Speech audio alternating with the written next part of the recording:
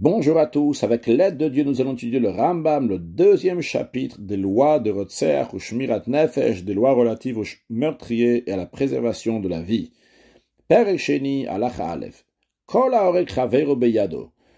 Tout juif qui tue un autre juif par ses propres mains, c'est-à-dire qui gol sheika ou besaif, par exemple il a frappé, il a tué avec une épée, ou be'even amemita, ou bien avec une pierre qui a la force de pouvoir tuer, ou shechanak ou atchemet, ou bien qu'il a étranglé jusqu'à qu'il soit mort, ou saf ou baesh, ou bien qu'il a brûlé avec le feu, ou il va ragomikol makom ou beatzmo, vu qu'il a tué lui-même, il n'a pas entraîné sa mort par quelque chose d'autre.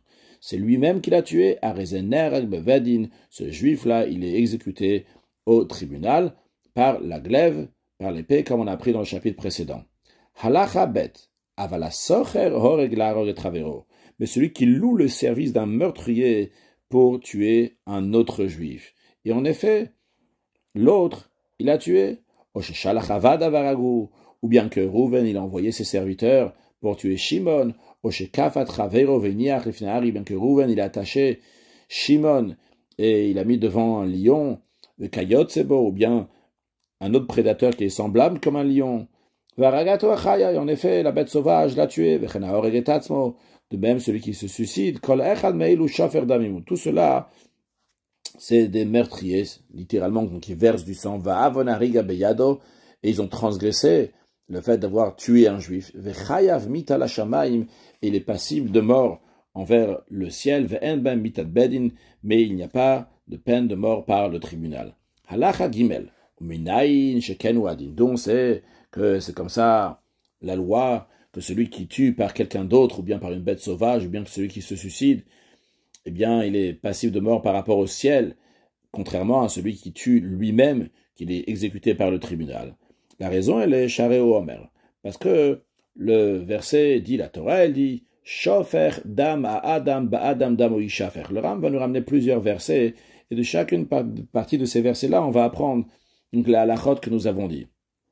Donc encore une fois, il y a écrit Shofer dam a Adam ba Adam dam o ishafer. Donc celui qui fait couler du sang de l'homme par l'homme, son sang sera versé. De quoi s'agit-il? Nos sages ont expliqué. C'est celui qui tue lui-même. Shofer dama adam. Lui, il fait couler du sang. Chez l'oali des chaliar, pas par quelqu'un d'autre. Après, le Ram continue, nous dit, encore dans le verset précédent, il est dit, Eddimchem le nafshotechem edrosh, votre sang pour votre vie, j'en demanderai compte. De quoi s'agit-il? Il s'agit de celui qui se tue à lui-même, qui se suicide. Après, dans la suite du verset, il y a écrit Miyad kol chaya edreshenu, de la main de toute bête, j'en demanderai compte. Ça fait référence à celui qui place un autre homme devant une bête sauvage pour qu'il soit dévoré. Après, dans la suite du verset, il y a écrit Miyad adam, miyad ish achiv, edrosh et nefesh adam, de la main de l'homme qui tue son frère, je demanderai compte de l'âme de l'homme. Eh bien, à quoi ça fait référence? C'est celui qui loue le service d'un autre pour tuer un autre,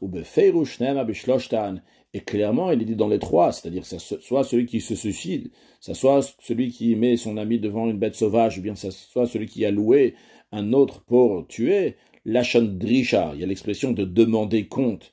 C'est-à-dire que Hachem, il va demander des comptes. Et ça, c'est dit dans ces cas-là, et non pas à celui qui a tué lui-même. Celui qui a tué lui-même, il y a écrit Ba'adam d'Amoïchafer, que les êtres humains vont faire couler le sang, c'est que le tribunal va le faire. Mais dans les autres, il y a écrit l'expression de Drisha, Edrosh, Edreshenu, Edrosh, Dinam Masola Shamaim, c'est-à-dire que leur jugement est confié au ciel. Halachat Dalet, Vechol Elu Ratzchanim, tous ces meurtriers, et leurs semblables, qui ne sont pas passibles de la mort par le tribunal. Si un roi juif désire les exécuter par la loi du royaume, ou bien pour arranger la société, il a le droit de le faire. De même si le tribunal voit la nécessité de tuer ces gens-là, même que c'est pas la halakha, mais maintenant, pour faire ce qu'il faut faire maintenant, s'il voit que le moment était nécessaire à faire ça pour pas que les gens ils vont aller tuer Ariesh Lam Reshut qui fit Machaïr ou ils ont le droit de les tuer en fonction de ce qu'ils considèrent nécessaire. Maintenant, si le roi ne les a pas tués et c'était pas nécessaire pour que les autres vont pas tuer parce que les gens ne sont pas dans cet esprit-là de tuer, dans ce moment-là, comme la Kota Makaraba, malgré ça, le tribunal a le devoir de leur donner des très grands coups à Koval Mita, des coups qui se rapprochent de la mort, le seuil de la mort, et les enfermer dans l'étroitesse et dans la faim. Shanim Rabot, Matzok en tous les cas, les mettait dans des situations difficiles pendant des années, où les tsaram bechol min les tsar, les faire souffrir toutes sortes de souffrances, que de la hafrid ou la ayem al shaim, pour effrayer, menacer les autres méchants, chez le Yadavarem, les Fukol, Mirshal Levav, pour pas que ça va être pour eux un écueil, un obstacle, un mauvais comportement, un mauvais exemple. Yomar, et l'autre rachat, il va dire, je vais me débrouiller pour tuer mon ennemi de manière indirecte, comme l'autre meurtrier il a fait, et je vais être quitte comme lui aussi il a été quitte. Donc pour pas que ça arrive à ça, donc le tribunal a le devoir de frapper et faire souffrir ces gens-là.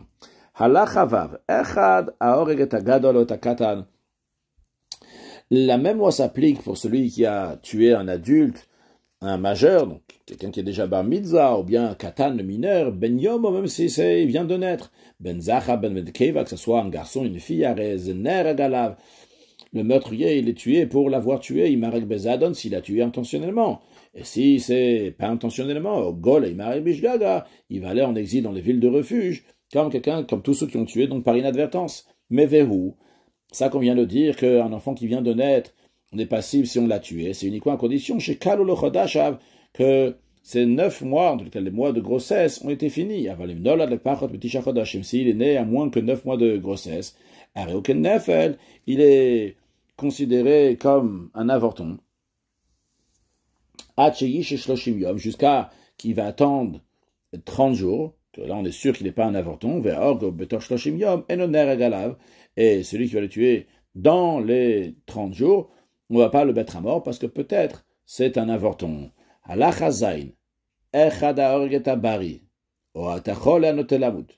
C'est la même loi pour celui qui tue un homme qui est en bonne santé ou bien qui a tué un malade qui est sur le point de mourir. Même s'il a tué quelqu'un qui était agonisant, ner agalav, il est tué pour l'avoir tué. Si son agonie elle était par quelqu'un, c'est-à-dire que quelqu'un a donné un très grand coup, le Ram dit qu'il donc Rouven il a tué Shimon jusqu'à que Shimon il est prêt, il veut bientôt mourir. Donc il est agonisant. Celui qui le tue, donc si Lévi maintenant va tuer Shimon, bien le tribunal va pas le tuer. Parce qu'il y a quelqu'un d'autre déjà qui a fait qui va mourir. Celui qui tue une personne qui est treifa. Un treifa, on va utiliser ce mot-là aussi dans la suite. Treifa, c'est quelqu'un qui est atteint d'une maladie, c'est sûr et certain qu'il ne va pas pouvoir guérir, c'est sûr et certain qu'il va y mourir. Même si cet homme qui est treifa, pour l'instant, il mange, il boit, il marche dans le marché, dans la rue normalement, malgré ça, celui qui l'a tué, il est exempté des lois du tribunal terrestre. Vechol Adam, mais on dit qu'en général, tout homme, il est présumé qu'il est entier. Quand on dit il est entier, c'est-à-dire qu'il est en bonne santé. Celui qui a tué l'homme, on va pas dire, peut-être il n'est pas en bonne santé, il était treifa. On dit non, que sûrement il est en bonne santé. Chez le treifa. À moins qu'on sache avec évidence que cet homme qui a été tué était treifa. Mais que le médecin on dit, chez Makazo, que cette maladie-là, c'est irrémédiable, c'est impossible qu'il va guérir ça chez les êtres humains. Des fois, il y a certaines maladies chez l'animal que ça peut, oui, guérir, mais pas chez l'être humain. Mais ici, c'est impossible que cet être humain-là va guérir de cette maladie-là. Ou yamut, c'est sûr qu'il va mourir avec ça. S'il n'y a pas quelque chose d'autre qui va le tuer, il va mourir avec ça. Dans ces cas-là, il est pato, il est exempté de l'avoir tué. Maintenant, si Adam Trefa si un homme Trefa, lui, il a commis un meurtre, eh bien, Nerag, il va être exécuté. Parce que la Torah dit, tu vas détruire, tu vas enlever le mal qui est dans ton sein, dans le peuple juif. Verum, attention, pour qu'il soit exécuté, il faut chez Yarol Biftem Bedins. C'est uniquement s'il a tué devant le tribunal. Le tribunal lui-même a vu ça, donc ils peuvent juger directement sans recevoir un témoignage. Aval Biftem Bedins, s'il a tué devant des témoins, eh bien, dans ces cas-là, Pato, il est exempté. Comment ça se fait qu'il est exempté? La raison, elle est Shema Yuzam Waidim, parce que peut-être les témoins vont être Mézim. Je ne sais pas la traduction de Mézim, mais en tous les cas, on va expliquer la notion de Hazama. C'est si il y a Reuven et Shimon, ils témoignent que cette Tréfa, Lévi, il a tué Yehuda. Maintenant, il faut avoir la possibilité que Reuven et Shimon devaient être Huzam, c'est-à-dire qu'on va les remettre en question de manière plus précise, que Yissachar et Zvulun, deux autres témoins vont venir, et ils vont dire à Reuven et Shimon, comment est-ce possible que vous témoignez que Lévi, le Tréfa, il a tué Yehuda à tel et tel jour, à tel et tel endroit, alors que vous, Reuven et Shimon, vous étiez avec nous, Yissachar et Zvulun, tel et tel jour, à tel et tel endroit, que c'était un autre endroit, que c'est impossible que vous avez vu ce jour-là que Lévi, il a tué Yehuda.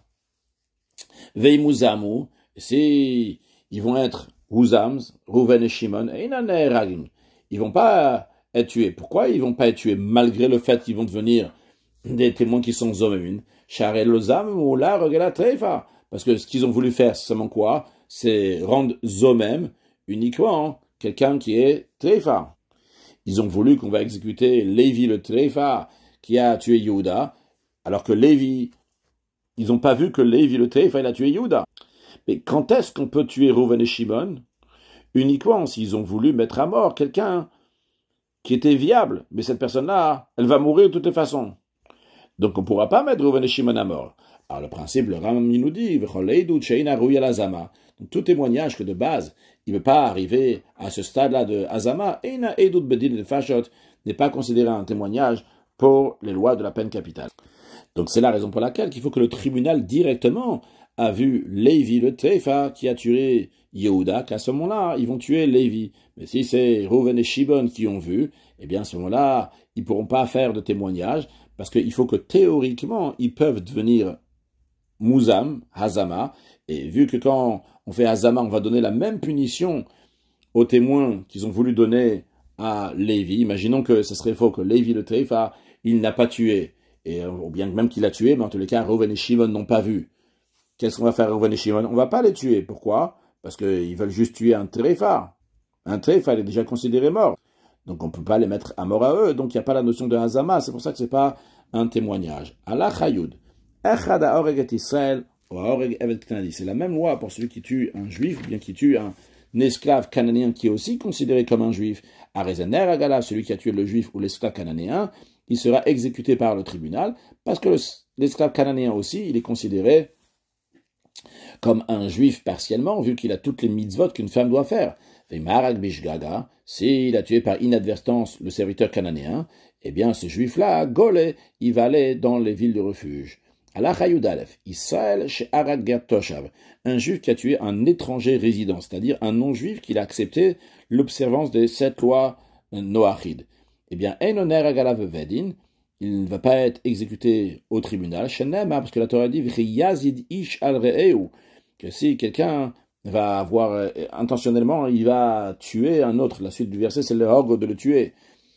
Donc le ger toshav, cet étranger résident, il ne fait pas partie de Re'e ou de ton ami, d'un autre juif. Inutile de dire que si un juif il a tué un non-juif, le tribunal ne va pas l'exécuter. Encore une chose, le Ram nous dit que ça soit que Reuven le juif il a tué le serviteur cananéen qui appartient à Shimon ou un autre juif, ou bien qu'il a tué son propre serviteur cananéen, quoi qu'il arrive, Arezener Agalav, il va être exécuté. Pourquoi? Parce que le serviteur, il a déjà pris sur lui les mitzvot, les commandements que le serviteur font, qui sont comme tous les commandements que les femmes font, et il s'est rajouté, il s'est inclus dans l'héritage de Dieu. Donc, par rapport à ça, il est considéré comme un juif. Allah Yudbet. Ma ben avdo le eved achrim. Quelle est la différence entre Reuven qui a tué son propre serviteur cananéen, ou bien Reuven qui a tué le serviteur cananéen qui appartient à un autre juif, le serviteur cananéen de Shimon par exemple? La réponse est la suivante, la différence est comme ça. Chez Avdo, son propre serviteur, Yeshlo, rechute la koto, le propriétaire, le maître, Rouven, il a le droit de frapper son serviteur pour le remettre dans le bon chemin. Les firas, c'est la raison pour laquelle. Et Mika Avdo, si Rouven, il a frappé son propre serviteur cananéen, Akash et et c'était un coup qui pouvait amener à la mort. Et Venat Alamut, et le serviteur il était presque au point de mourir. Mais il est resté vivant encore 24 heures. Et après il est mort, eh bien, le maître, Rouven, Einoner Agalav, ne sera pas exécuté au tribunal à cause du serviteur qui est mort. Bien que son propre serviteur cananéen, il est mort à cause du coup que Rouven, le maître, lui a donné. Pourquoi il ne sera pas mis à mort chez Nema? Parce que la Torah, elle dit, le début du verset, c'est s'il va rester 1 jour ou 2 jours, on verra dans un instant, c'est quoi l'expression de 1 jour ou 2 jours. Si le maître qui a frappé son serviteur, il est resté en vie pour 1 jour, lo yukam qui kaspo. Il ne sera pas vengé. Yukam, le langage de nekama, il n'y aura pas de vengeance pour le maître. Pourquoi? Parce que c'est sa propriété. Qu'est-ce que ça veut dire? Yom o yomaim, que la Torah elle dit, ou ma o yom o yomaim, c'est 1 jour ou 2 jours? Yom c'est 1 jour, yomaim c'est 2 jours. Alors, nos sages expliquent, c'est Yom Shokru Yomaim. En effet, c'est un seul jour, mais un jour qui est considéré comme 2 jours. Qu'est-ce que ça veut dire? Shume'et le'et, c'est 24 heures. 12 heures de jour et 12 heures de nuit, donc 24 heures, c'est ça que la Torah veut dire. Donc, si quelqu'un, il a frappé son serviteur, et Yom Yomaim Yamod, que son serviteur, il est resté vivant encore 24 heures, lo Yukam, dans ces cas-là, le maître, on ne va pas prendre vengeance du maître, on ne va pas l'exécuter. Pourquoi qu'il casse? Parce que c'était sa propriété, son argent, et il avait le droit de le frapper. Donc ça, c'est en ce qui concerne donc son propre serviteur. On n'a pas encore expliqué ce qu'est la différence avec un autre serviteur. Allah Hayud Gimel, Avalamak et Evet Sheino Shelo, mais celui qui frappe un serviteur cananéen qui n'est pas le sien. Rouven qui a frappé le serviteur cananéen Shimon. Afilu Met la Hakamayam Mchamatama, même si le serviteur il est mort seulement quelques jours après, à cause du coup qu'il a reçu. Oh, il veikao que de l'âme, il dit que il a donné un coup qui a de quoi faire mourir. Arezener Agalav, il est exécuté à cause de lui au tribunal, Kishav Nechorim, comme tous ceux qui sont affranchis. Halacha Yud Dalet. Yeraeli, le Ram dit, me semble, Shamak et Tavdo Besakin, celui qui frappe son serviteur avec un couteau, Besaïf, ou bien avec une épée, ou Be'even, ou bien avec une pierre, Ve'egrof. Egrof, dans le Ram, c'est pas un point, mais c'est une tuile. Ve'kayot Sebaï, ou bien quelque chose de similaire à ça. Donc un objet que frapper avec, c'est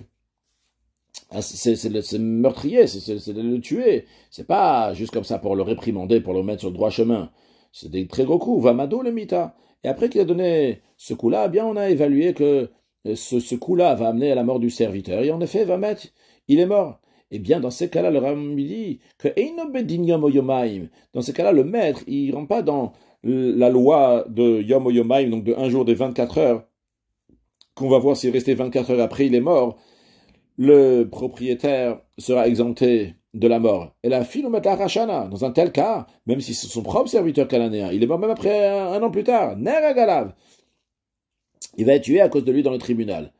Le Karnemar, c'est la raison pour laquelle il est dit, Bashevet, s'il a frappé son serviteur avec une verge, avec un bâton, chez le Natna Torah Reshut la Koto, el Bashevet, la Torah permet au maître de frapper son serviteur cananéen uniquement avec un bâton, une lanière avec Kayet Sebem, ou des choses similaires à ça, qu'on frappe pour réprimander. Lo a Kayet Ritzira, non pas un coup de meurtrier. Alachatet Vav, Amocher et Avdo, Rouven, il a vendu son serviteur cananéen à Shimon, ou pas Sakimo, mais il a stipulé avec Shimon, il s'est arrangé avec Shimon en disant Shisham Shen ou Shloshim Yom.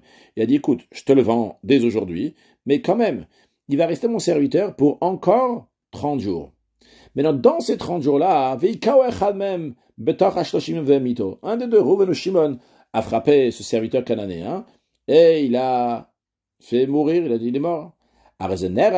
Eh bien, Rouven ou Shimon vont être exécutés. On ne dit pas ici que c'est leur propre serviteur, donc on va voir s'il est resté vivre 24 heures ou pas. Pourquoi on ne dit pas ça? Harishon, le premier Rouven, qui était dans le passé, le maître de ce serviteur, c'est plus le maître maintenant, le fichier no kaspam yuchado, c'est plus sa propriété qui lui appartient à lui. La Torah elle dit lo yuka, on va pas prendre vengeance sur son maître qui kaspo parce que sa propriété lui appartient. Mais maintenant, c'est plus le sien. Ve'asheni, le deuxième, Shimon, si lui l'a frappé, lui aussi on va pas dire que on regarde si le serviteur reste encore 24 heures en vie, le fichier no tartav, parce que il n'est pas encore sous son autorité, il a encore l'autorité de quelqu'un d'autre. De même, quelqu'un qui est moitié esclave ou moitié libre. Donc, par exemple, un esclave qui appartenait à deux associés, il y a un des deux associés qui l'a affranchi. Donc, il est libre un jour et l'autre jour, il est encore esclave. Donc, il est moitié serviteur et moitié libre. Ou bien, un serviteur qui appartient à deux associés, et il n'est pas dans la loi de 24 heures, et chacun de ses maîtres, s'il a tué, eh bien, il va être exécuté, parce qu'il n'est pas l'argent qui est spécialement pour lui, ça lui appartient pas sa propre propriété qu'à lui. C'est la raison pour laquelle, donc il est exécuté comme pour tout autre individu du peuple qui l'aurait tué. Conclure avec un mot de Chassidut, on a vu le verset Shofer, Dam Adam Ba'adam, Damo Ishafer, ceux qui versent le sang de l'homme dans l'homme.